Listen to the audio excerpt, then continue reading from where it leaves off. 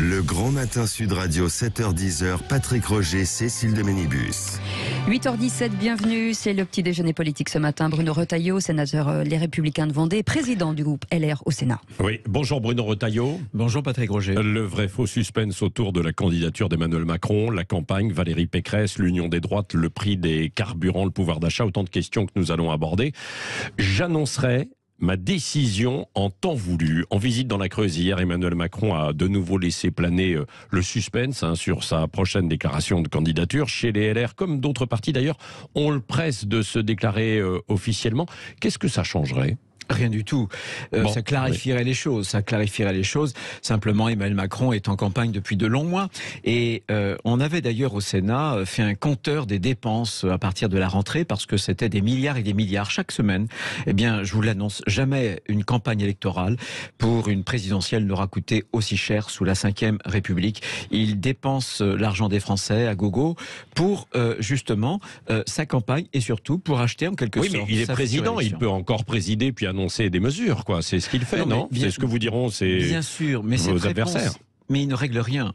Il ne règle rien. C'est la méthode Macron. C'est-à-dire qu'on avait un homme, voilà, qui nous avait promis un nouveau monde, une cure de jouvence. C'était un jeune président de la République, il l'est toujours, et il utilise les plus vieilles ficelles que la classe politique française a utilisées depuis 40 ans. Dès qu'il y a un problème, on le traite avec une avalanche de dépenses publiques. Voilà, c'est ça Emmanuel Macron. Je pense qu'il faut clarifier les choses, mais il est candidat, point final, il faut s'y faire. Ça sert à rien que cette espèce de feuilletonnage, c'est simplement pour entretenir un suspense et faire naître peut-être une attente. Ouais. Et puis derrière, il y a aussi une attente et un peu de suspense sur le fait qu'il ne participera peut-être pas au débat télévisé avant le premier tour. Là, même chose, vous attendez qu'il y participe ou pas ? Mais bien sûr. Il n'est pas obligé. Mais il n'est pas obligé. Mais s'il est candidat, il est candidat devant les Français et il est candidat au même titre que les autres candidats.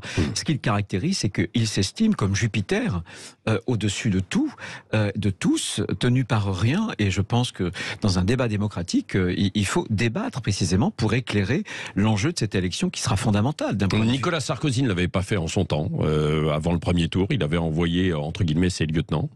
Oui, mais moi je trouve qu'un président de la République, notamment comme Emmanuel Macron, qui est vraiment très présent dans le débat public, il utilise les grands médias régulièrement. Au mois de décembre, entre novembre et décembre, on a eu droit à 3 grandes émissions sur des heures de grande écoute, sur des antennes de mass médias, si j'ose dire.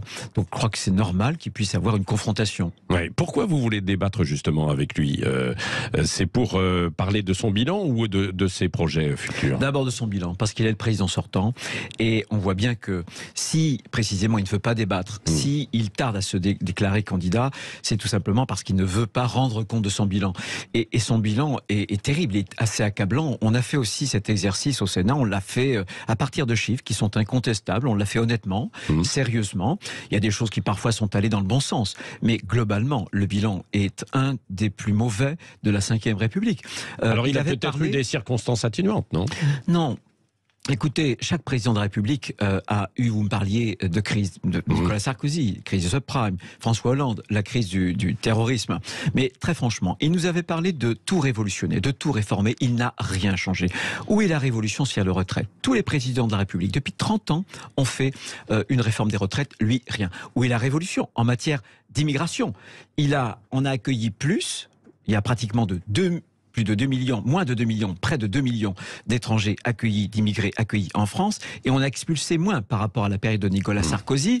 Le taux d'éloignement, d'expulsion a été divisé par 2.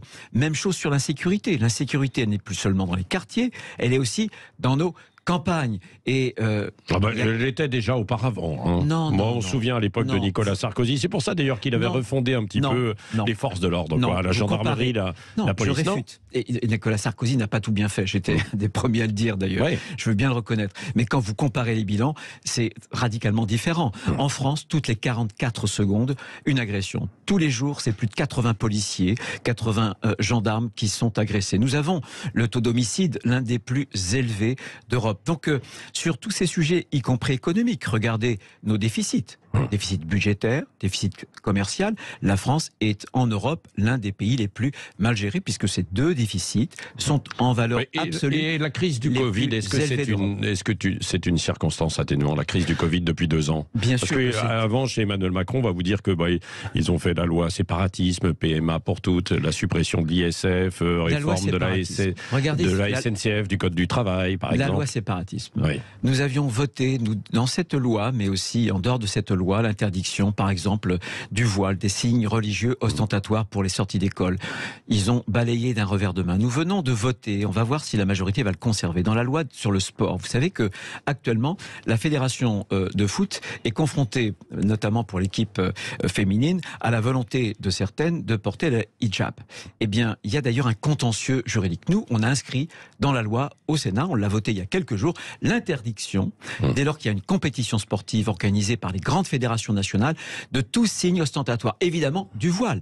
Nous l'avons voté contre l'avis du gouvernement, évidemment, et vous verrez, je mets ma main au feu que la majorité va refuser. Donc tout ça, c'est du faux semblant. C'est le problème d'ailleurs du bilan d'Emmanuel Macron. Comment voulez-vous... C'était pas dans le projet séparatisme, quoi. Non. Comment voulez-vous que... Oui, mais attendez, l'affaire, les questions du voile, la grande question du communautarisme a émergé en 89 avec cette affaire du voile de Créteil. Et nous y avons répondu en 2004 avec l'interdiction que les élèves portent ce voile. Ensuite, en 2010, avec l'interdiction de la burqa. Ce que je veux dire pour bien comprendre l'échec du bilan d'Emmanuel Macron, c'est qu'avec le « en même temps », vous ne pouvez pas gouverner. Parce que sur le nucléaire, on ne peut pas dire... Il y a 3 ans, on va fermer 14 réacteurs et se proclamer aujourd'hui le supporter du nucléaire. Gouverner la France, c'est tenir un cap. Et quand vous êtes dans le « en même temps », quand vous êtes dans le zigzag, vous n'arrivez plus à tenir ce cap et du coup, vous êtes ballotté par les événements et vous ne pouvez pas vous réclamer d'un quelconque bilan. Oui, c'est du faux semblant, c'est ce que vous dites, quoi. Il semble faire, mais il fait semblant. Ouais. Sur le pouvoir d'achat, les prix des carburants flambent de nouveau, record à la pompe. Là. Le gouvernement devrait être à nouveau, après le chèque l'inflation, faire un geste pour les gros rouleurs notamment, soit augmenter le montant des indemnités kilométriques et qui déclarent en frais réels. C'est une piste, ça ? C'est une piste que, d'ailleurs, notre candidate Valérie Pécresse a évoquée il y a quelques jours pour faire en sorte que les Français qui roulent beaucoup puissent avoir une déduction fiscale avec une revalorisation notamment du barème fiscal pour pouvoir déduire de leurs impôts. Ça marche seulement pour ceux qui paient l'impôt. Mais regardons, qui a fait converger les prix et les taxes entre l'essence et le diesel. Et vous savez que dans ce qu'on appelle la France des campagnes périphériques, le diesel c'est important parce qu'on est amené à faire beaucoup de kilomètres, beaucoup plus qu'en ville où on a le métro, où on a... Bon, c'est Hollande et qui l'a ensuite accéléré. C'est Emmanuel Macron. Pompier, pyromane, une fois de plus. Avec aussi une volonté, en fait, même au niveau national, mais au niveau européen aussi, d'aller contre le diesel, qui, avec les particules en ville, peut polluer. Et là, vous êtes d'accord. Si ce n'est qu'il y a des études qui ont montré pour les nouveaux diesels que les choses étaient beaucoup moins claires que cela. Qu'on évolue sur la voiture électrique, je suis le premier d'accord. Vous savez que si on convertit, par exemple, la moitié du parc automobile en 2050, ça voudra dire 2 ou 3 réacteurs nucléaires de plus.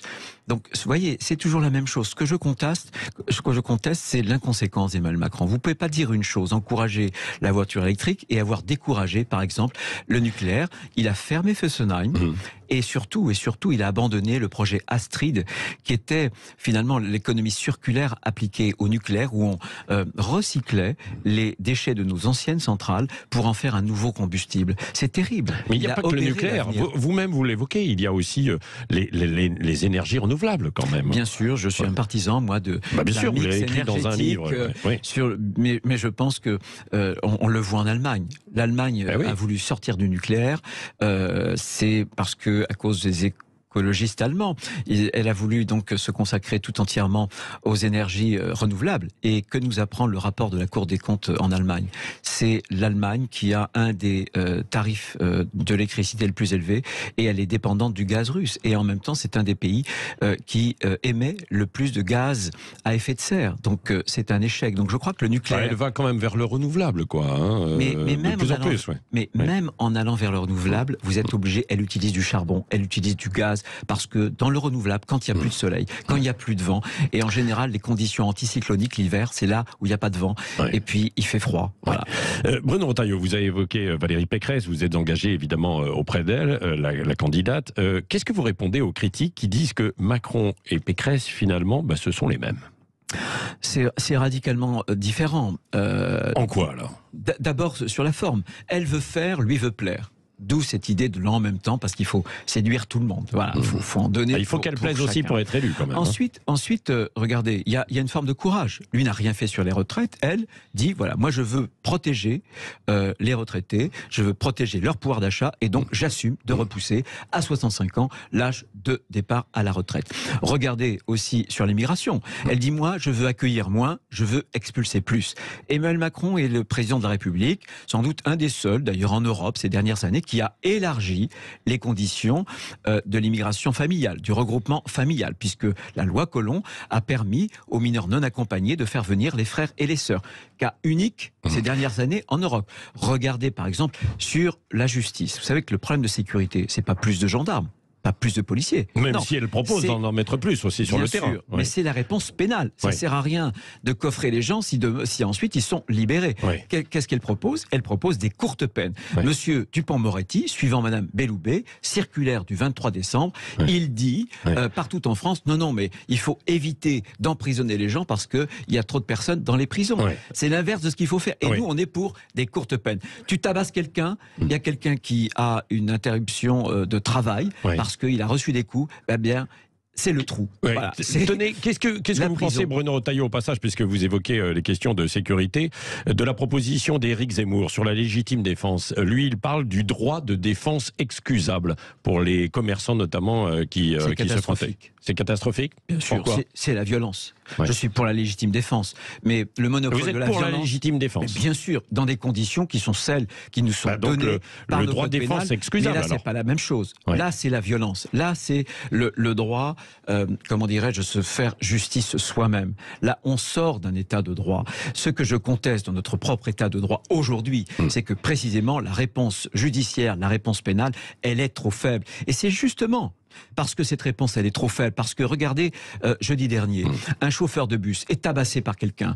Il est arrêté, il est libéré en attente d'un jugement. Il aurait dû rester en prison. Et c'est parce que cette justice n'est pas suffisamment forte qu'on encourage ce genre d'idée. Mais je dis à Éric Zemmour que c'est une fausse bonne... C'est terrible parce que ça propagera la violence en France. Au contraire. Puisqu'on évoque Éric Zemmour, Bruno Retailleau, les transferts à droite, Guillaume Pelletier est parti, évidemment, chez Zemmour. Est-ce qu'il y en aura d'autres? On parle notamment de Gilles Platré, qui est l'actuel vice-président des LR et maire de Chalon-sur-Saône. Je peux vous dire, ça ne bouge pas une seule fois. Ça fait parler les journalistes et les politiques, c'est très bien. Ça peut nourrir les matinales, mais croyez-moi, ça ne bouge pas. Mais la moitié sauf qu'il devait rencontrer Valérie Pécresse, et puis finalement, il n'y a pas eu de rencontre, soi-disant parce qu'il avait raté son train. Il y a autre chose, non? Oui, il y a autre chose. Il y a le problème des gens. Voilà. Et je pense que cette élection présidentielle, on ne doit pas passer de temps à discuter des états d'âme des uns et des autres. On doit passer du temps, au contraire, à dire aux Français, écoutez, la France est en déclin. C'est ce que pensent plus de 75% des Français. Il va falloir la relever. Et Valérie Pécresse veut la relever parce qu'elle a le courage et parce qu'elle dit la vérité aux Français. La vérité, contrairement à ce que nous dit Emmanuel Macron, c'est que tout n'est pas au mieux dans le meilleur des mondes. C'est faux. On est en train de perdre du pouvoir d'achat par rapport aux Allemands, par rapport aux Américains, par rapport aux Allemands. Il y a 20 ans, même niveau de vie. Aujourd'hui, la différence, c'est 5 000 euros. La vérité, c'est que nous sommes en train de nous appauvrir individuellement et collectivement. Bon, il n'y aura pas d'autre départ donc des LR pour Zemmour. Zemmour pourrait dynamiter un peu la droite quand même? Non, je pense que ça y est, désormais, son temps est passé. On voit bien que... Vous êtes sûr? Parce qu'il y a eu quand même des ralliements du RN. Je pense qu'il faut que les Français qui partagent un certain nombre de convictions soient convaincus que la seule qui peut battre au second tour Emmanuel Macron, c'est Valérie Pécresse. Donner aujourd'hui une voix à Madame Le Pen ou une voix à Éric Zemmour, mais c'est donner la meilleure des chances à Emmanuel Macron de prolonger un second mandat, évidemment. Et pourquoi son temps est passé à Zemmour? Tout simplement parce que sa chance était sans doute de déclasser Marine Le Pen, que Marine Le Pen a mieux tenu peut-être, mais sans doute pas fini. Je pense que il a un esprit. Le diagnostic est souvent bon. mais les réponses sont étroites, étriquées. Quand il y a eu cette affaire sur l'inclusion des personnes handicapées, on voit que on a en face de nous un intellectuel qui peut parfois bien raisonner, mais qui a un esprit de système. Et l'esprit de système, en réalité, broie la réalité humaine, ne tient pas compte des complexités humaines. Gouverner un pays, ça n'est pas le gouverner seulement avec des principes, c'est aussi tenir compte des gens concrets qui habitent le pays. C'est ça aussi, faire nation, c'est d'essayer de créer, non pas la discorde, mais la concorde. Et en fait, il vaut mieux, plutôt que l'union des droites, l'union de tous les Français. Bon, alors donc, si c'est un adversaire, vous n'allez pas lui donner, avec les LR, les parrainages. Non, mais ça, c'est... attendez, c'est ce qui circule. J'ai toujours considéré que la loi de M. Hollande avait été une faute. Je pense que les parrainages devraient être anonymes. Pourquoi ? Parce que nous vivons dans une société violente. Parce que y a des maires qui sont soumises à des chantages parfois aux subventions, aux représailles, des chantages y compris à la violence. Vous savez que les violences ont été multipliées par 3 en quelques années sur les élus. Donc moi je pense que un maire qui est LR a une vocation, c'est de soutenir notre candidate. Oui. Voilà. Et pourquoi pas Zemmour aussi ? Puisque évidemment, par ricochet, c'est la possibilité pour vous d'être au second tour de la présidentielle. On le sait, si baisse le score de Marine Le Pen. Je suis attaché à la liberté et chaque maire peut faire ce qu'il souhaite de son pouvoir qui est important. Mais entre nous, je n'ai jamais vu, moi, un candidat faisant plus de 10% et ne pas réunir ses 500 parrainages. Je ne l'ai jamais vu pour l'instant. J'imagine que ce serait un choc démocratique.